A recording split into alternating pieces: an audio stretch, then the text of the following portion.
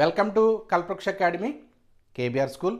ఇవాళ క్లాస్లో intermediate first year కెమిస్ట్రీకి సంబంధించి హైడ్రోకార్బన్స్ అనే ఒక చాప్టర్ నుంచి ఒక ఎస్ఏ క్వశ్చన్కి సంబంధించిన డీటెయిల్స్ ఇవాళ మనం తెలుసుకోబోతుంది. ఇది మన బోర్డ్ మోడల్ పేపర్లో కూడా ఒక ఎస్ఏ క్వశ్చన్గా దీన్ని ఇవ్వడం అనేది జరిగింది. ఆ క్వశ్చన్ ఏంటంటే మనకి హౌ డస్ ఎస్క్లీన్ reacts with the following reagents, give the corresponding equations and name the products formed in the reaction.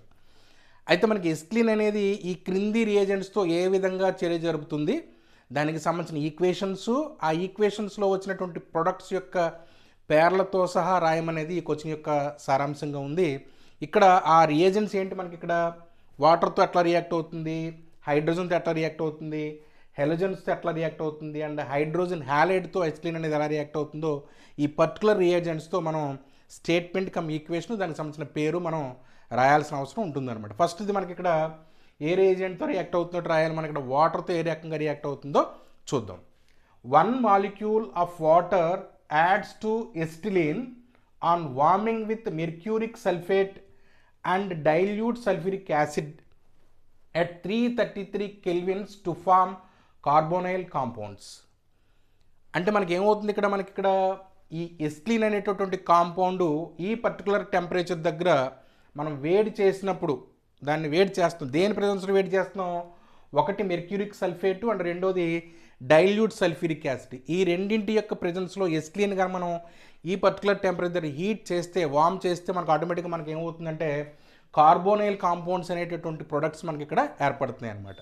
యాక్చువల్గా మనకి ఆల్కైన్స్ అనేవి నీటిలో కరగవు, నీటితో రియాక్ట్ అవ్వవు. కానీ కొన్ని ప్రత్యేకమైన పరిస్థితుల్లో మనకి ఏమవుతుందంటే ఎస్క్లీన్ అనేది ఏమవుతుందంటే వాటర్తో ఎడిషనల్ రియాక్షన్స్లో పార్టిసిపేట్ చేసి మనకు పర్టికులర్ కాంపౌండ్స్, మనకి కార్బోనైల్ కాంపౌండ్స్ ఇవ్వడం అనేది జరుగుతుంది అనమాట. ఇక్కడ మనం రియాక్షన్ ఒకసారి చూస్తే మనకి ఇక్కడ దీన్ని ఎస్టిలీన్ అని లేకపోతే ఎథైన్ అని దీన్ని మనం పిలుస్తాం. ఈ కాంపౌండ్ దేంతో రియాక్ట్ అవుతుంది, వాటర్ H2Oతో రియాక్ట్ అవుతుంది. ఎడిషనల్ రియాక్షన్లో దేని ప్రెజెన్స్లో mercuric sulphate and dilute sulphuric acid ప్రెజెన్స్లో ఈ పర్టికులర్ టెంపరేచర్ రియాక్ట్ అయితే మనకి ఏమొస్తుంది, ఒక ఇంటర్మీడియట్ ప్రోడక్ట్ వస్తుంది. దీన్ని మనం వినైల్ ఆల్కహాల్ అని కూడా మనం ఇక్కడ దీన్ని మనం పిలవచ్చు అనమాట. ఏమొచ్చింది, ఇక్కడ ఉన్నటువంటి ఒక హైడ్రోజన్ యాటమ్ ఏమవుతుందంటే ఈ కార్బన్ దగ్గర ట్రిపుల్ బాండ్ ఉంది కాబట్టి మనకి ఏమవుతుంది, ఒక బాండ్ ఓపెన్ ఈ కార్బన్ దగ్గర యాడ్ అవుతుంది, అప్పుడు CH2 అవుతుంది. ఇంకొక OH ఈ కార్బన్ దగ్గర మనకి ఇక్కడ యాడ్ అవుతుంది అన్నమాట. కాబట్టి ఇది CH2 double bond C bond OH bond Hగా మనకి ఇక్కడ ఒక ఇంటర్మీడియట్ ప్రోడక్ట్ ఏర్పడుతుంది.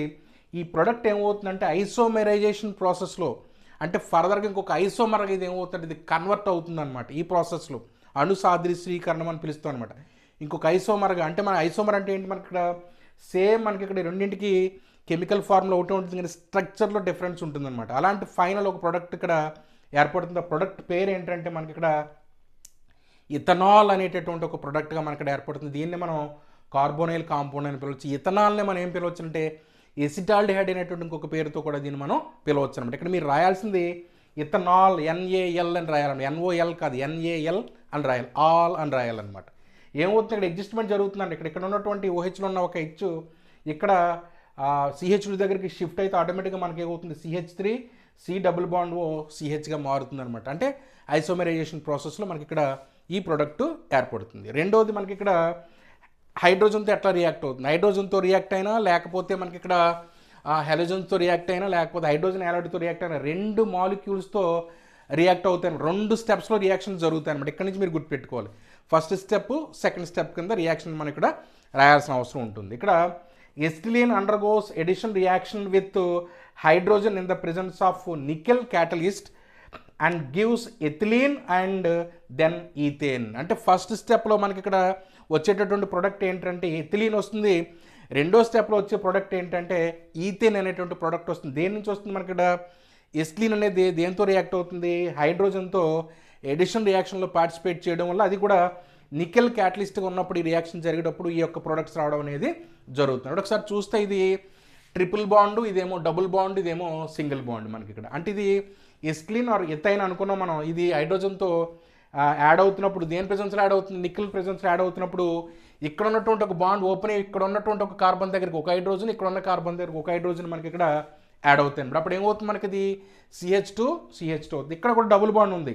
మళ్ళీ ఫర్దర్గా మళ్ళీ ఇది ఏమవుతుంది, సెకండ్ స్టెప్లో 2 స్టెప్లో జరుగుతుందని చెప్పాను ఇక్కడ.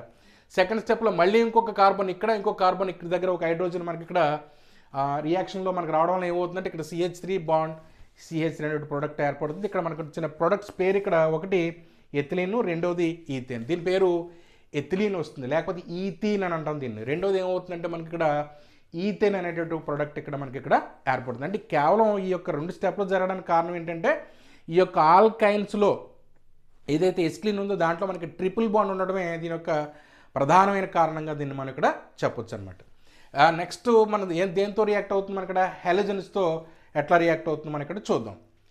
ఎస్క్లీన్ undergoes addition reaction with halogens to give finally 1,1 2,2 tetra hello ethane. అంటే ఫైనల్ ప్రోడక్ట్గా మనకి ఎస్క్లీన్ అనేది హెలోజన్స్తో రియాక్ట్ అయినప్పుడు, హెలోజన్ గ్రూప్లో ఏ ఎలిమెంట్తో రియాక్ట్ అయినా సరే మనకి వచ్చినటువంటి ఫైనల్ ప్రోడక్ట్ ఏంటంటే 1,1 2,2 టెట్రా హ్యాలో ఈథేన్ అనేటువంటి ఫైనల్ ప్రోడక్ట్ వస్తుందన్నమాట. ఓకేనండి.